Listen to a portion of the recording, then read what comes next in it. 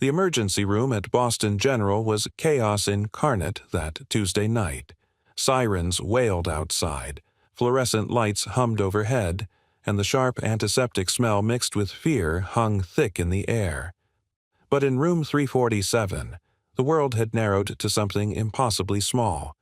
2 hospital beds, 2 dying children. One desperate mother who had just learned that all her billions couldn't buy what her daughters needed most. Blood. Simone Winters stood frozen between her daughters' beds, her Valentino suit jacket discarded on a chair, her perfectly styled hair now falling loose around her shoulders.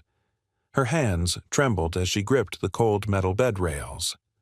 Zara lay to her left, her brown skin ashen, her small chest rising and falling in shallow, labored breaths. Maya was to her right, an oxygen mask covering half her face, her eyes closed, her tiny fingers twitching slightly as if reaching for something in a dream. "Miss Winters." Dr. Patricia Chen's voice cut through the mechanical beeping. The hematologist's face was carefully neutral, but Simone could read the truth in her eyes. They'd run out of time. "I'm sorry. We've contacted every blood bank from here to New York. The Bombay blood phenotype is extraordinarily rare, less than 0.01% of the population. We have perhaps 6 hours before—" "Don't," Simone's voice cracked. "Don't say it. 6 hours. Her babies had 6 hours left, and there was nothing her empire could do. Winters Biotech had revolutionized gene therapy, had made her a billionaire by age 30, had put her on the cover of Forbes 3 times. She'd built an empire from nothing, had clawed her way up from a middle-class neighborhood in Brooklyn to the pinnacle of Boston's elite. And now, watching her 6-year-old daughter slip away, she would trade every penny, every patent, every achievement to hear them laugh again. The girls had been diagnosed 4 months ago. Acute lymphoblastic leukemia, aggressive and merciless. Their father, her ex-fiancé, Richard Carmichael III, had walked out the day after the diagnosis. Couldn't handle damaged goods, he'd said. His family's old money and pristine reputation couldn't be tainted by association with sick children. Simone had been too focused on saving her daughters to process the betrayal. She'd thrown every resource at their treatment. The best oncologists, experimental therapies, round-the-clock care. But she'd never imagined this. That in the end, what they needed was something her money couldn't buy. Something as simple and impossible as matching blood. If you're enjoying this story so far, don't forget to hit the like button and subscribe. Drop a comment telling me where in the world you're watching from. I love hearing from you. "There has to be someone," Simone whispered, her voice raw.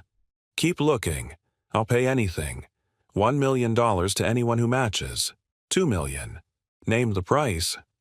Dr. Chen shook her head gently. "Miss Winters, money isn't the issue. We've already checked every registered donor in the national database. The Bombay phenotype is—" "Then check again." Simone's composure shattered. She pressed her hands to her face, shoulders shaking. "Please, they're 6 years old. They haven't even lived yet. Zara wants to be a veterinarian. Maya loves to paint. They're not just patients, they're—" Her voice broke completely. "They're my whole world." The doctor placed a hand on Simone's shoulder. "I know. And we're not giving up. I've put out an urgent call to every hospital in the region. If there's a match anywhere, we'll find them." Simone nodded, unable to speak. She turned back to her daughters, kneeling between their beds so she could hold both their hands. Zara's fingers were cold. Maya's pulse fluttered weakly against her palm. "Hold on, my loves," she whispered. "Mommy's here. Just hold on a little longer." The room's stillness was broken by voices in the hallway. Urgent, elevated tones. "Told you, I can't leave in the middle of my shift. This is a medical emergency.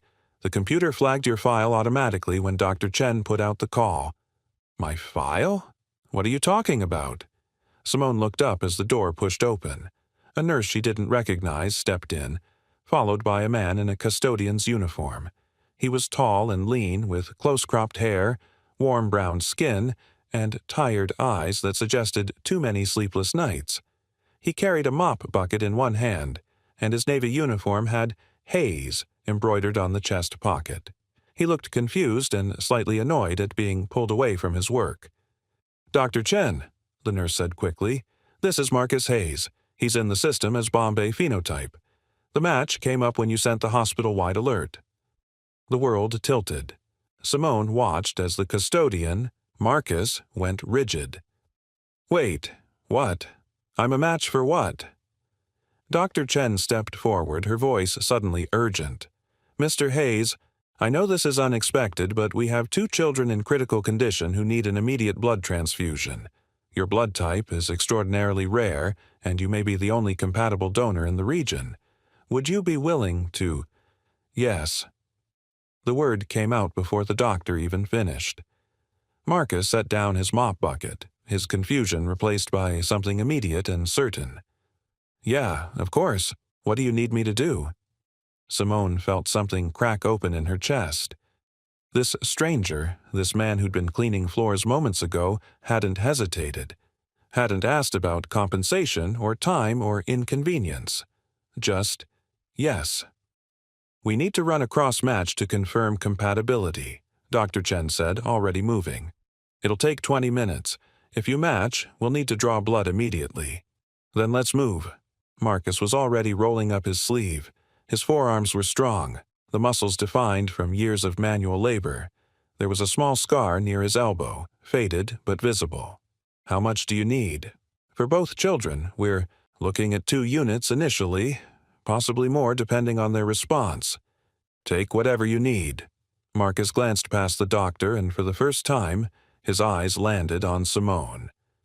Then they dropped to the 2 small figures in the hospital beds. Something shifted in his expression.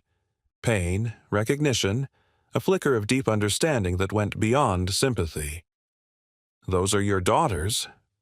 Simone nodded, unable to speak past the knot in her throat. Marcus's jaw tightened. "Then take everything I've got." 23 minutes later, Dr. Chen returned with the lab results. Her face was flushed, her eyes bright with something Simone recognized as hope. "Perfect match. We can begin immediately." The next 2 hours blurred together. Marcus lay on a hospital bed they'd rolled into the room, his arm extended as dark red blood flowed through clear tubes into collection bags. Simone watched from Zara's bedside, unable to look away. This man, this stranger, was giving her daughter's life itself. "You didn't even ask their names," she said quietly after the first donation was complete. Marcus was sitting up, drinking orange juice and eating crackers a nurse had brought, following the standard post-donation protocol before they could take the second unit.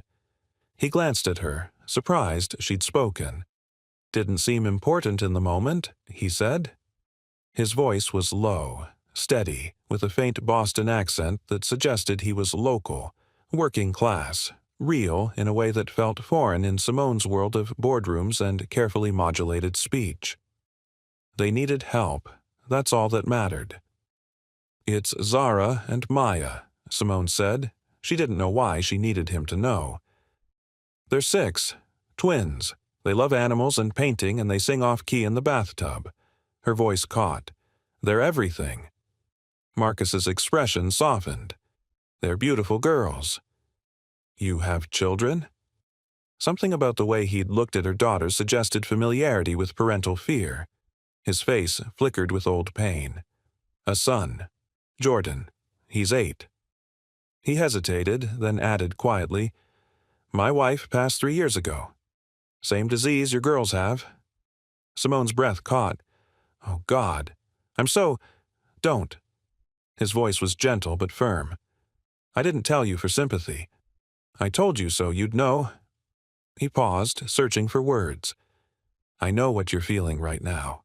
The helplessness, the fear. Watching someone you love slip away and knowing all the money and prayers and desperation in the world might not be enough."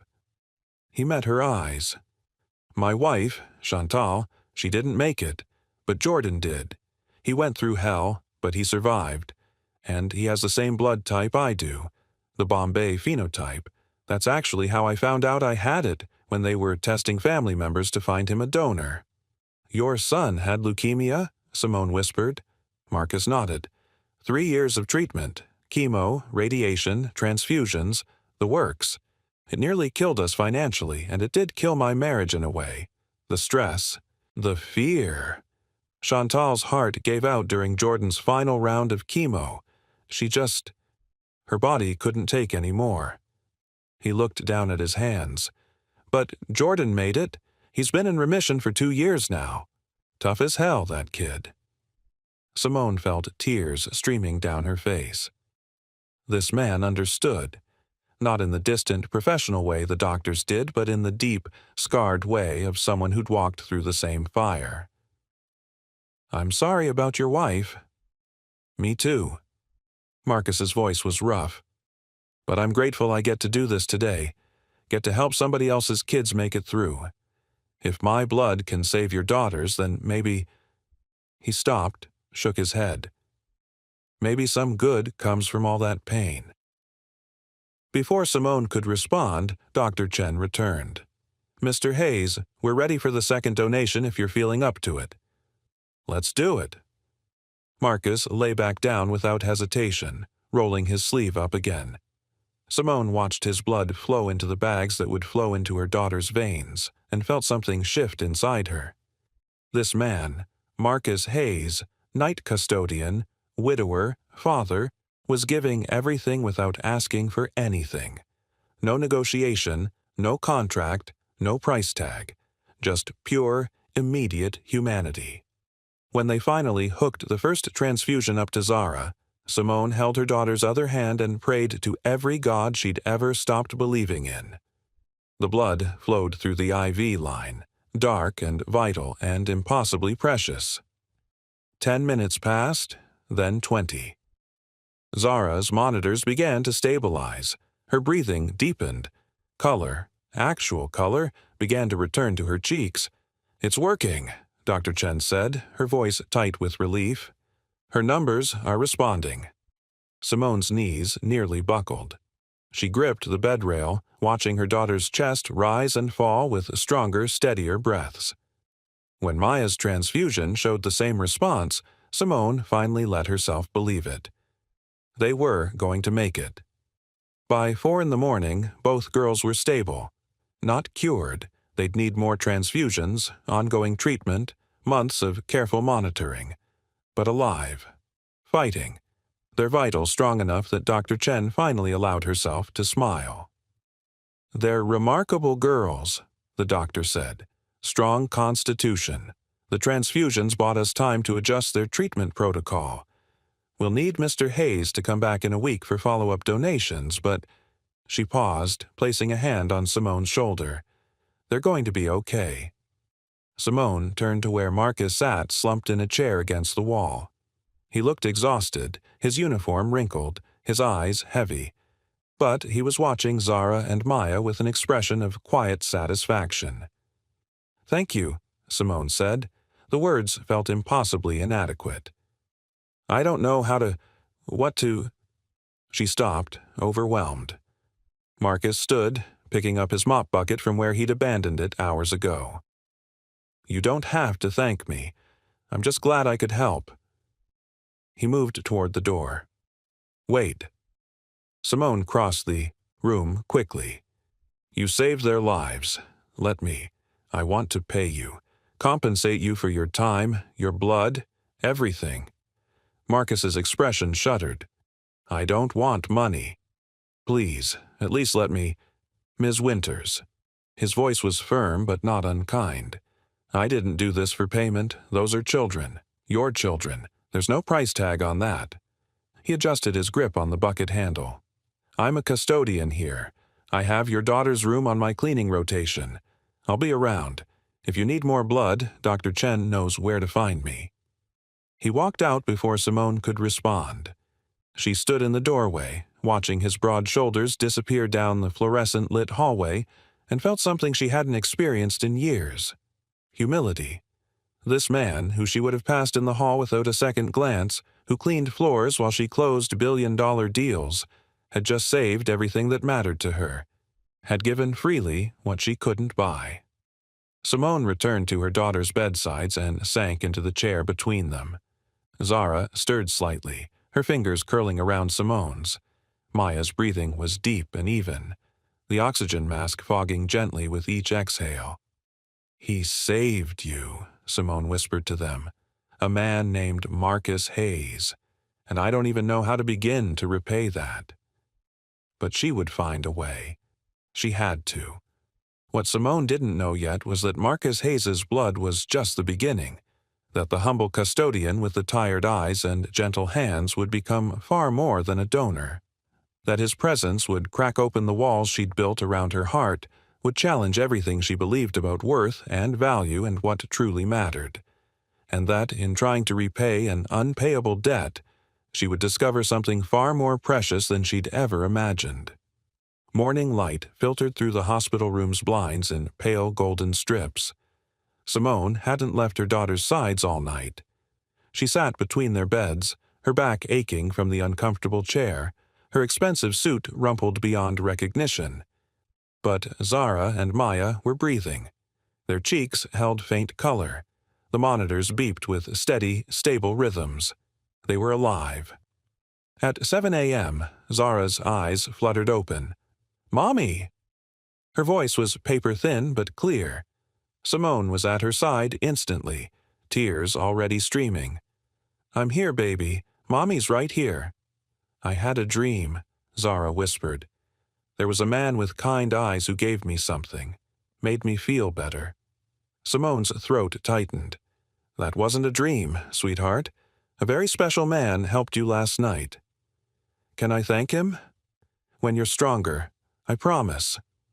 By 8, Maya woke too, and for the first time in weeks both girls were alert enough to talk, to sip juice, to ask for their tablets. The nursing staff was thrilled. Dr. Chen called it remarkable response to treatment. But Simone knew the truth. This wasn't just treatment. This was Marcus Hayes's life force flowing through her daughter's veins, knitting them back together, cell by cell. She needed to see him again, to thank him properly, to understand who this man was. Around 10 a.m., Simone left the girls with their favorite nurse and went searching. She found the facility's management office on the ground floor, a cramped room that smelled like industrial cleaner and old coffee. "Marcus Hayes?" The supervisor, a heavy-set man named Ron, looked up from his computer. "Yeah, he works nights, 10 p.m. to 6 a.m. You need something cleaned?" "No, Simone hesitated. How did she explain this? "He helped my daughters last night. I wanted to thank him." Ron's expression softened. "Heard about that. Marcus is good people. Been here 4 years, never late, never complains, works his ass off." He paused. "You know, he takes every overtime shift we offer, supporting his kid alone since his wife passed." He mentioned his son, Jordan. Good kid. Marcus brings him by sometimes after school. Kid does his homework in the break room while his dad finishes his shift. Ron shook his head admiringly. "Most single parents struggle. Marcus makes it look easy, but I know it ain't." Simone left the office with more questions than answers. She spent the day with Zara and Maya, but her mind kept drifting to the man in the custodian's uniform. The way he'd rolled up his sleeve without hesitation. The pain in his eyes when he'd mentioned his wife. The quiet dignity in his refusal of payment. That night, at 10:15, Simone was still in the girls' room when she heard a soft knock. The door opened, and Marcus appeared, pushing his cleaning cart. He stopped when he saw her. "Oh, Ms. Winters, I didn't realize you'd still be here." "I haven't left." Simone stood, suddenly aware of how she must look. Wrinkled clothes, unwashed hair, exhaustion written across her face. Nothing like the polished CEO who appeared in business magazines. "I wanted to see you." Marcus looked uncomfortable. "I'm just here to clean. Don't want to disturb—" "You're not disturbing anything." Simone gestured to the sleeping girls. "They asked about you. Wanted to thank you." His expression softened immediately as he looked at Zara and Maya. They're looking better. That's good. Because of you. Because of medicine and doctors. Because of your blood, Simone interrupted firmly. Marcus, you saved their lives. I know you don't want money, but there has to be something. There's nothing I need. His voice was gentle but final. He moved to start cleaning, but Simone stepped into his path. Let me understand this, she said quietly. You work nights. You raise a son alone. You just donated blood that probably left you exhausted and anemic. And you won't accept any kind of help or compensation? Marcus met her eyes. Ms. Winters, I don't need compensation for doing the right thing. Your daughters needed help. I could give it. That's enough. But it's not enough for me, Simone heard herself say. The words came out raw, unfiltered. I spend my life solving problems with money, building things, buying things, fixing things, and now I meet someone who gives freely what I can't buy, and I don't know. She pressed her hands to her face. I don't know how to process that. Marcus was quiet for a long moment. Then, surprising her, he pulled out the chair she'd been sitting in and gestured. Maybe sit down. You look like you're about to fall over. Simone sat, and Marcus leaned against the wall near the door, maintaining a respectful distance. Can I tell you something? He said after a pause. When Jordan was sick, we lost everything. Our savings, our house, my wife's health. I was working 3 jobs, and it still wasn't enough. The medical bills just kept coming. He looked down at his hands. There was this one night, Jordan needed a medication that cost $8,000. Insurance wouldn't cover it. We didn't have it. I was sitting in the hospital chapel at 3 a.m, trying to figure out if I should rob a bank or sell a kidney. Simone's chest constricted. And this doctor, Dr. Patel, I'll never forget her name, she came and found me. Said she'd worked it out with the pharmaceutical company, got us into a compassion program. Jordan got his medication. Marcus's voice roughened.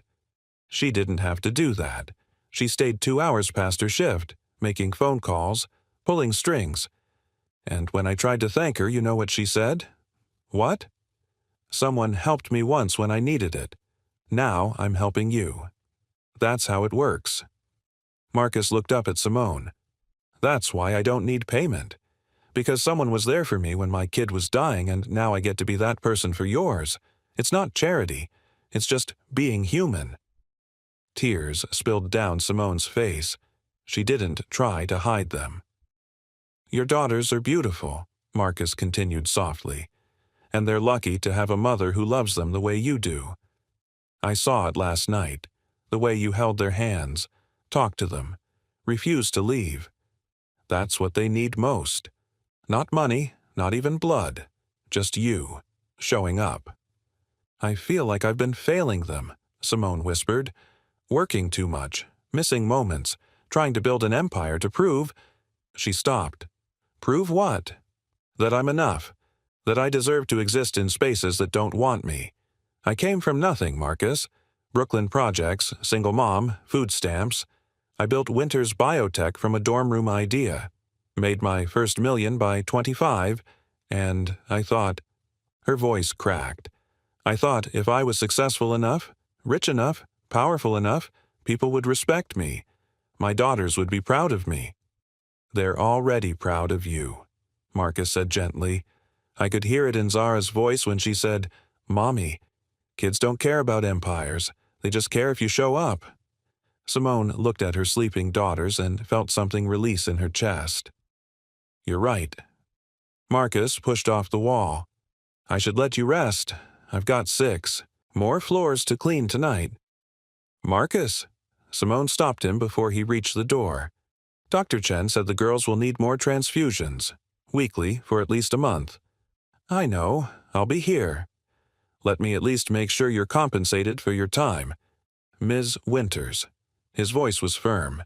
If you want to help me, there's one thing you can do. Anything. Stop trying to pay me. He smiled slightly. Just let me help. That's all I need. He left before she could argue. Marcus came back every week, exactly as promised. Each Wednesday at 7 p.m., before his shift started, he'd report to the hematology lab for blood draws. Then he'd go directly to Zara and Maya's room. They'd been moved to a long-term care wing to check on the girls. The first time Maya was awake during his visit, her eyes lit up. "You're the blood man," Marcus laughed, a deep, genuine sound that filled the room. "I guess I am." "Thank you for saving us," Zara said seriously. She'd been practicing the words with Simone all week. "You're very welcome, sweetheart." Marcus knelt by her bed. "How are you feeling?" "Tired, but better. Mommy says we're getting stronger." "You are. I can see it." From that day forward, the girls looked forward to Wednesdays with an excitement that broke Simone's heart and rebuilt it simultaneously. Marcus would arrive, give blood, then spend 30 minutes with Zara and Maya before his shift. He brought small gifts, coloring books, puzzle games, nothing expensive but clearly chosen with care. He read to them in his steady, warm voice.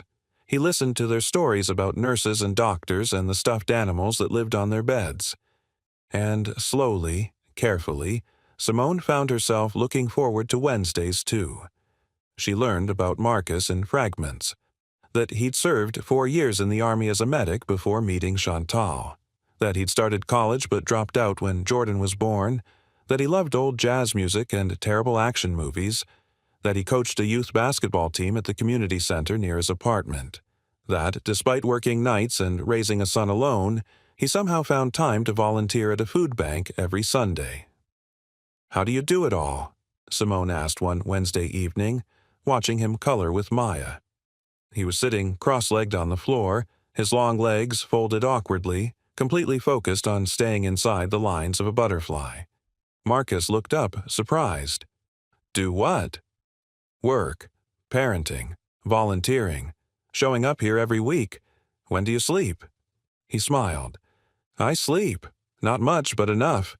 Jordan's in school during the day, so I get a few hours then. And the volunteering," he shrugged. "Can't teach my son to care about people if I don't show him what that looks like." "You're a good father." Something flickered in Marcus's expression. "I try. Some days I feel like I'm barely keeping it together. But Jordan's happy and healthy, so I guess I'm doing something right." "Can we meet him?" Zara asked suddenly. "Your son?" Marcus glanced at Simone, questioning. She nodded. "If you want," Marcus said. "He's been asking about you two anyway." The next Wednesday, Marcus brought Jordan. If you're hooked on this story, make sure to subscribe and turn on notifications so you never miss an upload. Your support means everything and helps me bring you more emotional stories like this one. The 8-year-old was a smaller version of his father. Same warm brown skin, same gentle eyes, same careful way of moving. But where Marcus was reserved, Jordan was bright and open.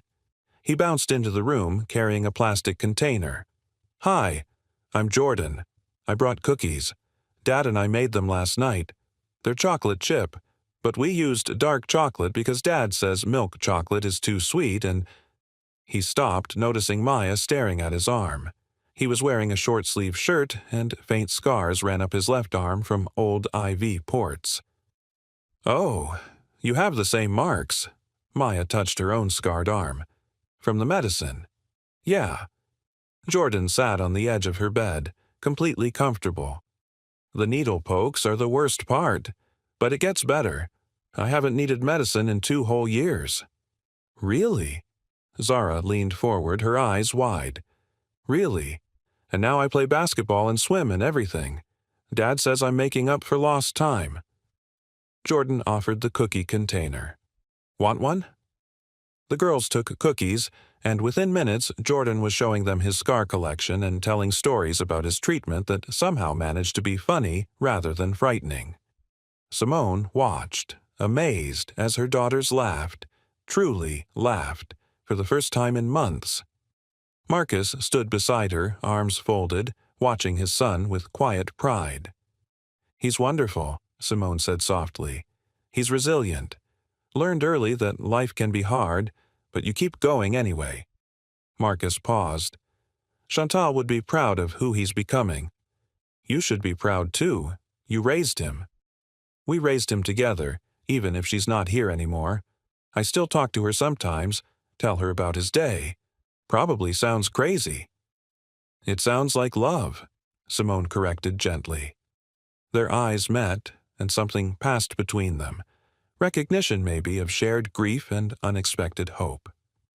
Over the following weeks, Wednesday visits became the highlight of everyone's week. Jordan and the girls became inseparable during those precious 30-minute windows. He taught them card games and told them stories about school. Maya drew pictures of the three of them as superheroes.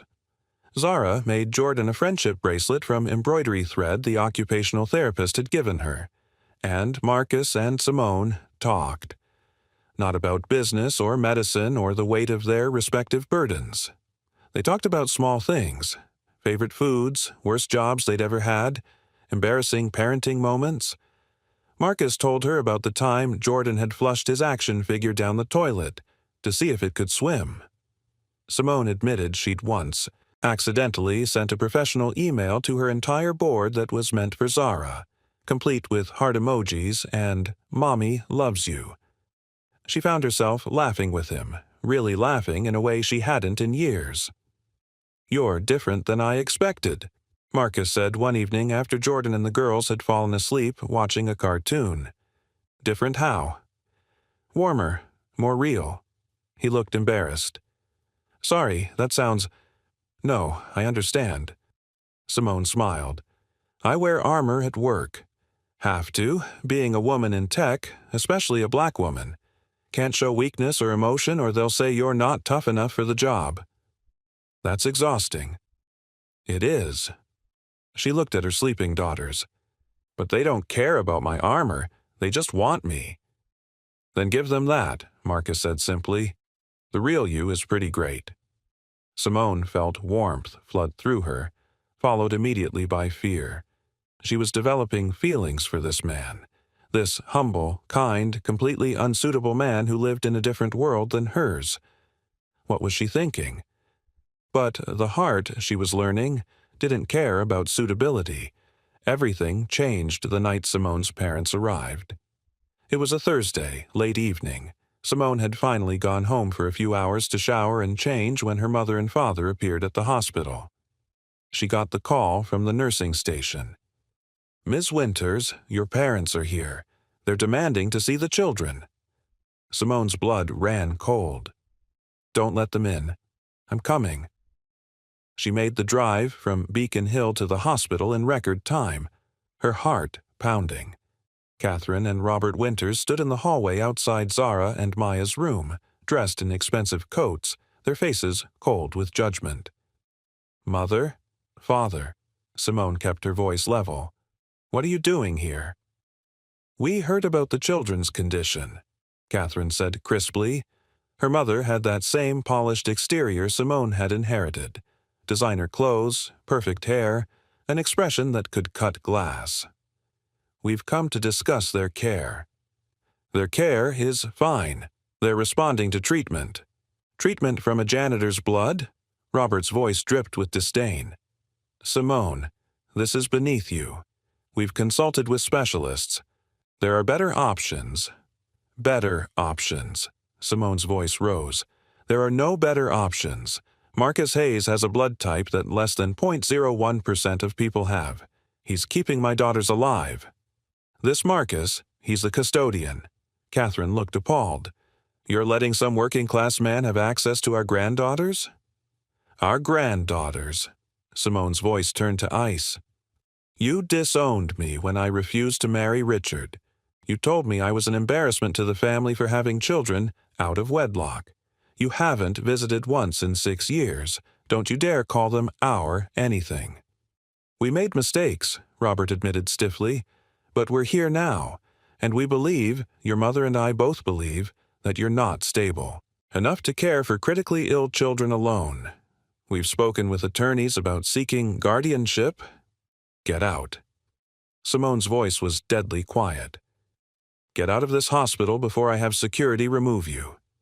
"Simone, be reasonable." No, you be reasonable. Those girls are mine. Mine. And if you think for 1 second I'll let you take them after you abandoned us. The door to the girls' room opened.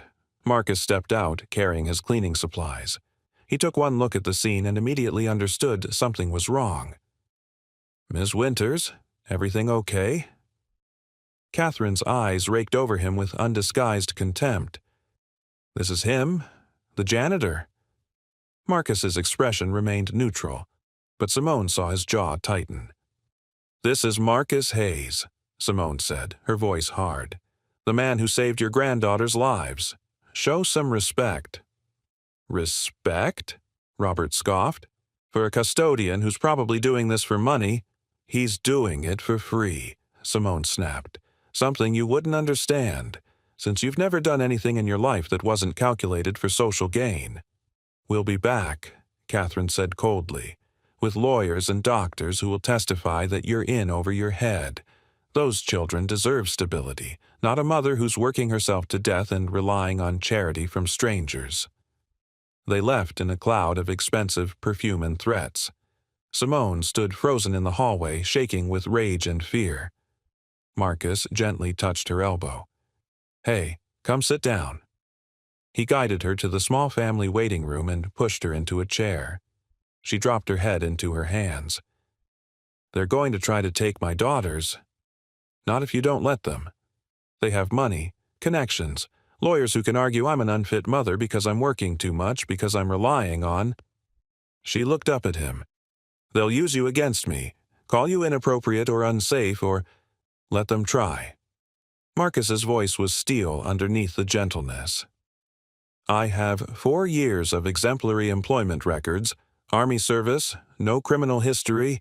I've raised a healthy, happy kid as a single parent. If they want to argue I'm somehow a bad influence, they'll lose. You don't understand how people like them operate? Maybe not, but I understand bullies. And that's all they are, Simone. Rich bullies who are angry you didn't live the life they planned for you. He knelt in front of her chair. Listen to me. You're a good mother. Zara and Maya love you. They're thriving because of you. Don't let anyone make you doubt that. Simone looked into his eyes and felt something settle in her chest. Thank you. Besides, Marcus added with a slight smile, you've got something they don't. What's that? Me. And I'm not going anywhere. It was a promise that would be tested sooner than either of them expected. The letter arrived on a Monday. Legal letterhead, dense paragraphs of threatening language. Catherine and Robert Winters were petitioning for emergency custody of Zara and Maya, citing Simone's inability to provide stable care and concerning reliance on unvetted individuals.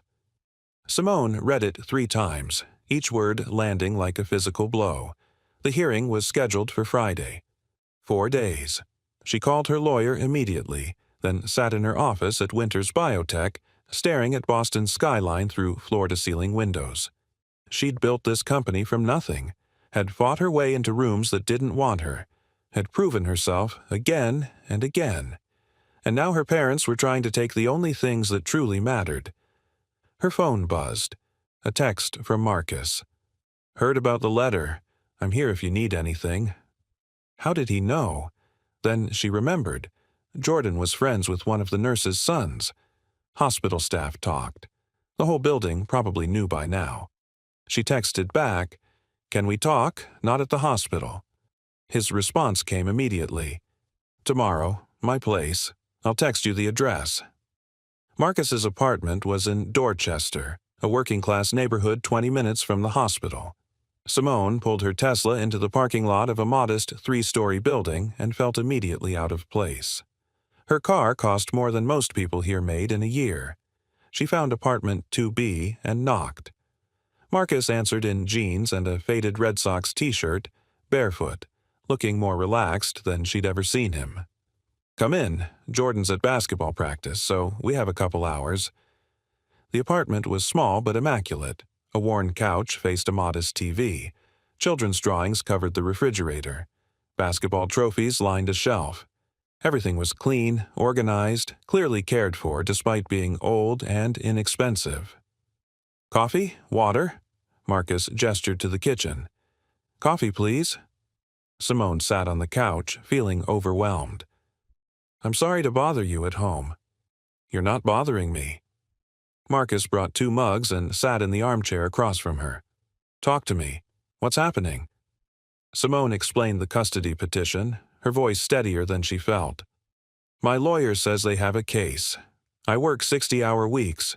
The girls have been hospitalized for months. My parents can argue they'd provide more stability. 2 parents, established household, resources." "But no love," Marcus interrupted quietly. "They don't know Zara wants to be a veterinarian or that Maya hums when she colors. They weren't there when the girls were dying. You were." "Love might not be enough in court." Marcus leaned forward. "Then we give the court more than love. We give them facts." He pulled out his phone and started typing notes. "Your lawyer needs character witnesses, people who can testify about your parenting. The nursing staff at the hospital. They see you every day. Dr. Chen can speak to your involvement in the girls' medical care, and I'll testify." "Marcus, you don't have to." "Yes, I do.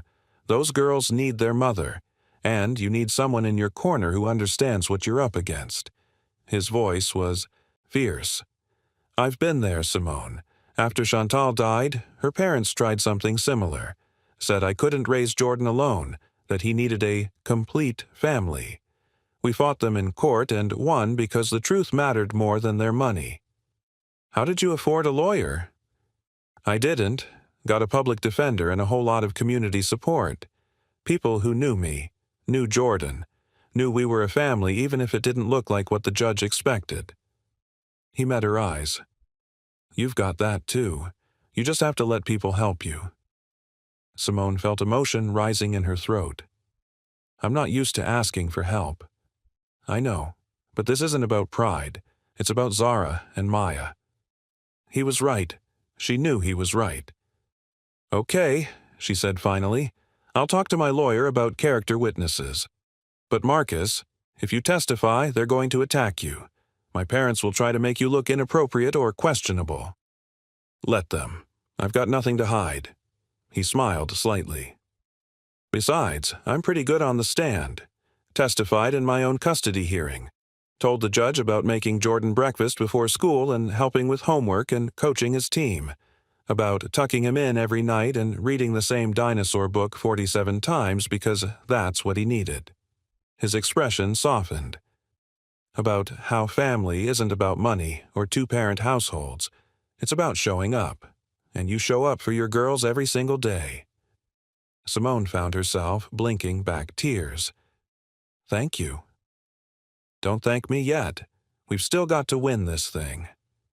The next 3 days were a blur of preparation. Simone's lawyer, Janet Reeves, was a sharp woman in her 50s who specialized in family law.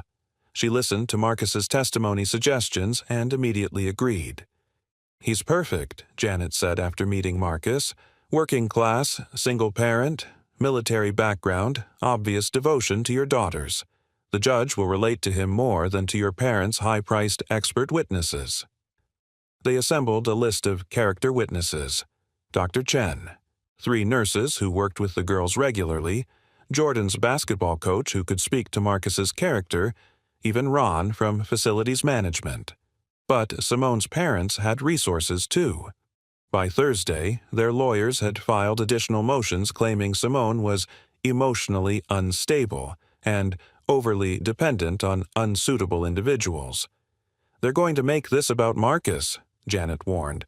"Try to paint him as some kind of opportunist taking advantage of you." "That's ridiculous," Simone snapped. "I know, but we need to be prepared. How would you describe your relationship with Mr. Hayes?" Simone paused. What was their relationship? "He's my daughter's blood donor. And a friend." "Just a friend?" "What are you asking?" Janet's expression was gentle but direct. "Simone, anyone watching you two interact can see there's something more there. The way you look at each other, the way you light up when he walks in a room, if opposing. Counsel sees it, they'll use it. Paint you as distracted by a romance, making poor decisions. There's no romance, Simone said too quickly. We're friends, that's all. But alone in her car after the meeting, Simone admitted the truth to herself. She had feelings for Marcus. Deep, complicated feelings that went far beyond gratitude. She admired his strength, his kindness, the way he parented Jordan with such devotion. She was attracted to him. His quiet confidence, his gentle hands, the rare smiles that transformed his face. And she had no idea what to do about it. Because even if they won the custody case, what kind of future could they have? She was a billionaire CEO. He was a night custodian. Their worlds couldn't be more different. But when she thought about losing him, losing those Wednesday visits, losing his steady presence, losing the way he made her feel seen and understood, her heart cracked. Friday morning arrived gray and cold. The courthouse in downtown Boston was intimidating. All marble columns and echoing hallways. Simone wore her most conservative suit, her hair pulled back, minimal jewelry. Armor for battle. Marcus met her outside the courtroom wearing a navy suit that looked borrowed but clean. You okay? Terrified. That makes two of us. He touched her elbow briefly. But we've got this. Inside, Catherine and Robert Winters sat on the opposite side with two expensive lawyers. They looked confident, certain of victory. Simone felt her resolve harden. They weren't taking her daughters. Judge Linda Morrison was a black woman in her 60s with sharp eyes that missed nothing. She listened to opening arguments from both sides, her expression neutral. The Winters lawyer painted Simone as a workaholic who'd neglected her daughter's health until it was nearly too late. Ms. Winters was so focused on her company that she missed early warning signs of her daughter's illness. By the time they were diagnosed, the cancer was advanced. Mr. and Mrs. Winters can provide stability, two-parent oversight, and time that Ms. Winters simply cannot offer while running a billion-dollar company. Janet countered fiercely. Simone Winters has been at her daughter's bedsides every single day since diagnosis.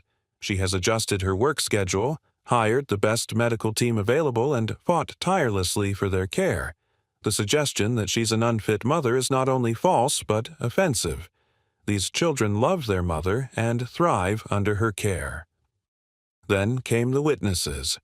Dr. Chen testified about Simone's involvement in every medical decision.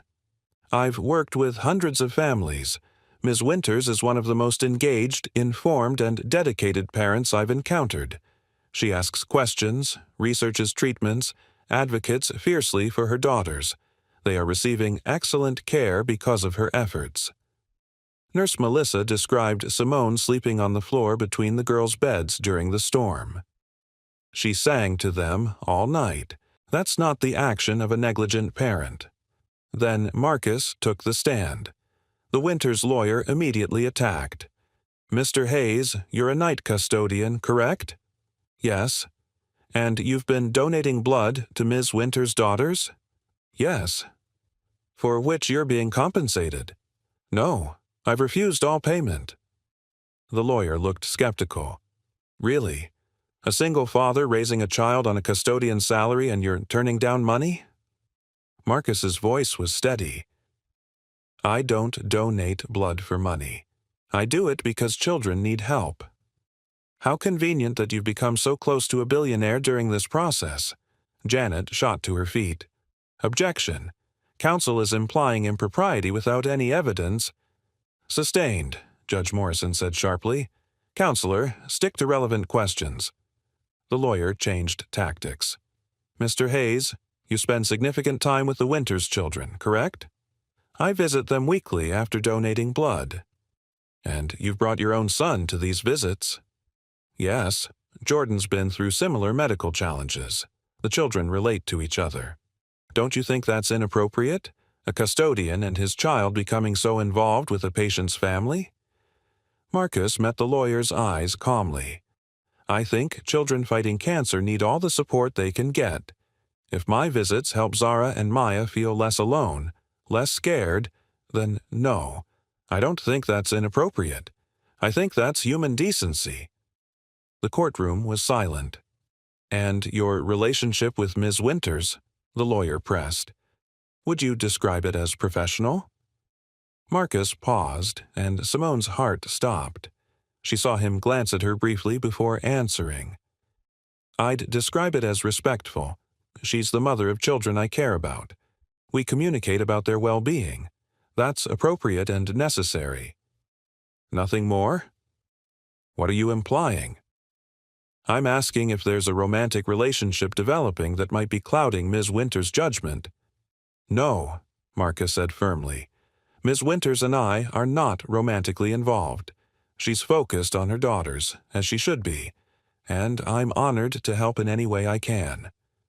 The words should have been a relief, but Simone felt them land like stones in her chest. Not romantically involved. Of course they weren't. What had she been thinking? Janet called Simone to the stand next.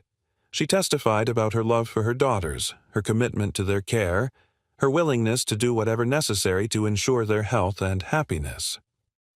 Ms. Winters, Janet asked, why do you believe you should retain custody of Zara and Maya? Simone looked directly at the judge. Because I'm their mother.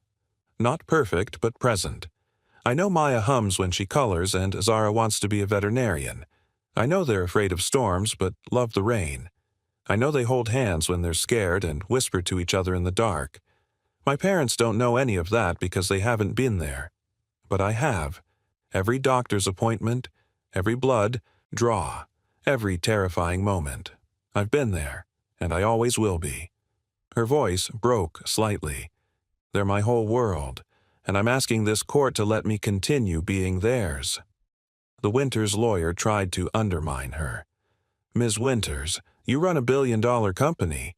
How can you possibly give your daughters the attention they need? I've restructured my entire work schedule. I'm at the hospital every morning and evening. I attend every medical consultation. I'm there when they wake up and when they fall asleep. For now. But what about when they're discharged? When they're home and need round-the-clock care? Then I'll be there. I'll hire additional support staff if needed, but I'll be there. You'll hire staff? You mean you'll pay other people to raise your children while you work? No, Simone said firmly. I mean I'll ensure they have the best care while I'm physically present as much as humanly possible, just like every working parent in America tries to do. Judge Morrison called a brief recess. Simone stood in the hallway, shaking. Marcus appeared beside her. You did great in there, he said quietly. Did I? I feel like I'm losing. You're not. The judge can see the truth. You loved those girls. Marcus, what you said on the stand, about us not being romantically involved, he looked pained. I had to say that. If I'd said anything else, they would have used it against you. I know. I just... She stopped, unsure how to articulate the confusion in her chest. Before Marcus could respond, Janet called them back inside. Judge Morrison looked at her notes for a long moment before speaking. I've heard testimony from both sides. This is a complex case involving loving grandparents who are concerned about their grandchildren's welfare, and a mother who is clearly devoted to her daughters. Simone's hands clenched in her lap. However, the judge continued, custody decisions are based on the best interest of the children, and from everything I've heard today, Zara and Maya Winters are thriving under their mother's care. Dr. Chen testified that they're responding well to treatment. Nursing staff confirmed that Ms. Winters is present and engaged. Mr. Hayes's testimony demonstrated that the children have strong support systems in place. She looked directly at Catherine and Robert. Mr. and Mrs. Winters, I understand your concerns. But concern doesn't equal unfitness. Your daughter is doing everything possible for her children. The fact that she's also a successful businesswoman is not a liability. It's an asset that provides resources for her daughter's care. Simone could barely breathe. Therefore, I'm denying the petition for emergency custody. Zara and Maya will remain in their mother's care. If Mr. and Mrs. Winters wish to pursue visitation rights, They may file a separate petition, but custody will remain with Ms. Winters." The gavel came down. Simone felt her knees weaken. Janet grabbed her arm, steadying her. "We won." Across the courtroom, Catherine stood abruptly, her face tight with anger. Robert looked equally furious. They left without a word. Simone turned to Marcus, tears streaming down her face. "Thank you. Thank you so much." He pulled her into a hug right there in the courtroom, and Simone buried her face in his shoulder, sobbing with relief. "You did this," Marcus said softly. "You fought for them." "We did this," she corrected. That evening, Simone returned to the hospital to find Zara and Maya watching a movie with Jordan. All three children cheered when she walked in. "Mommy, you're back!" Maya launched herself from the bed into Simone's arms, carefully, mindful of her IV line. "I'm back, baby, and I'm not going anywhere." Zara studied her face. "You look happy." "I am happy. So happy." Marcus appeared in the doorway. "Heard there was a celebration happening?" Jordan jumped up. "Dad, can we have pizza? To celebrate?"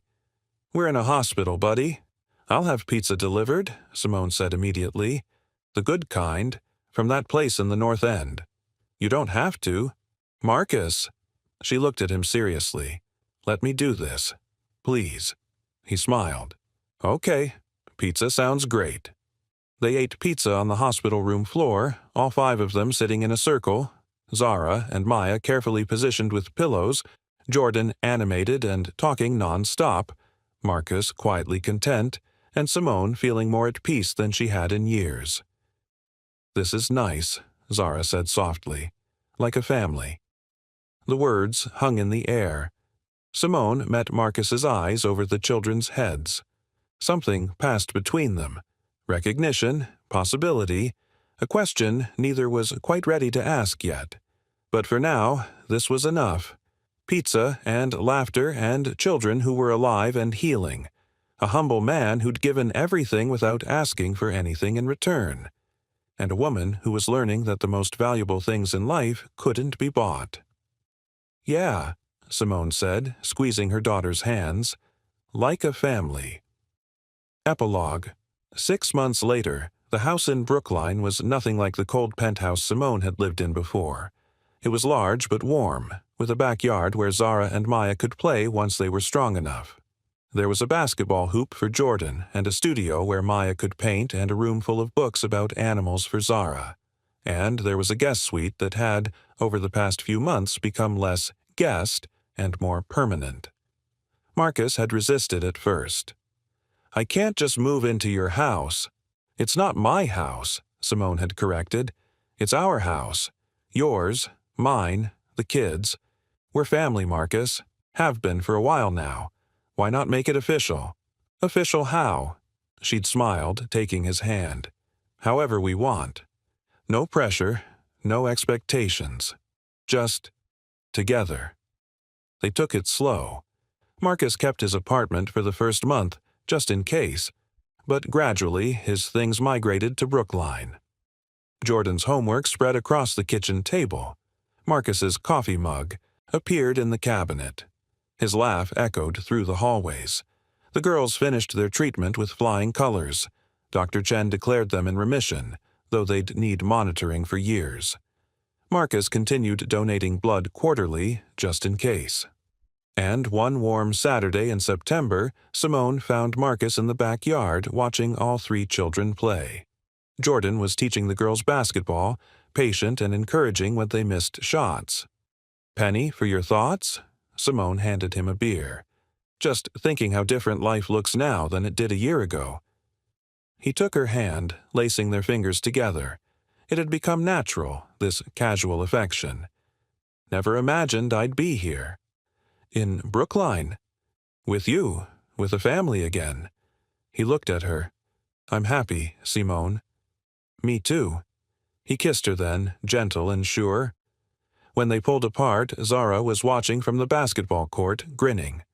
"Gross," she yelled, but she was laughing. Marcus laughed too. "Your daughter has opinions." Our daughter, Simone corrected softly. Marcus's eyes widened. Simone? I'm not proposing, not yet. She smiled. But they call you Dad now. Jordan calls me Simone Mom. We're raising them together. So, our daughters, our son, our family. Marcus pulled her close, his voice rough with emotion. Yeah, our family. From the basketball court, Jordan shouted, Come on, we need more players. Hand in hand, Simone and Marcus walked across the grass to join their children. The evening sun painted everything gold. The house, the yard, the faces of 3 kids who'd survived impossible odds and found each other. A year ago, Simone had been desperate and alone, watching her daughters die. Marcus had been exhausted and isolated, working nights and raising his son single-handedly. Now they were here, together, not because of money or obligation, but because sometimes the most valuable thing one person can give another is simply showing up. Marcus had rolled up his sleeve and changed everything, but Simone had done something equally important. She'd opened her heart and let him in. And that, in the end, made all the difference. Thank you so much for watching until the end. If you loved this story, check out the other videos on your screen now. I think you'll really enjoy them. And don't forget to subscribe if you haven't already. See you in the next story.